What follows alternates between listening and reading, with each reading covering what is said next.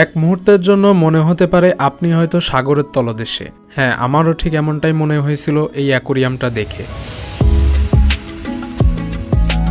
বলছিলাম রাজমণি পিরামিডের কথা, যেখানে রঙিন মাছের মেলা। এখানে ঢুকলেই প্রথমে চোখে পড়বে 19 শতকে কিভাবে চলমান দৃশ্যগুলো ধারণ করা হতো এবং সেই দৃশ্যগুলো আবার দর্শকের মাঝে উপস্থাপন করা হতো, তারই কিছু নিদর্শন এখানে দেখা মিলবে। মূলত এই সকল যন্ত্রপাতিগুলো ব্যবহার করেই পুরোনো দিনে সিনেমা তৈরি করা হতো এবং রিলস ও প্রজেক্টরের মাধ্যমে সেগুলো সিনেমা হলে দেখানো হতো।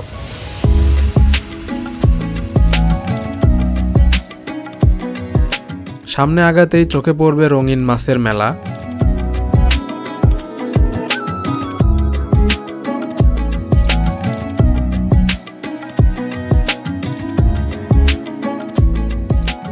অ্যাকোরিয়ামের মধ্যে মাছগুলো ছুটাছুটি করছিল, দেখতে ভালোই লাগছে।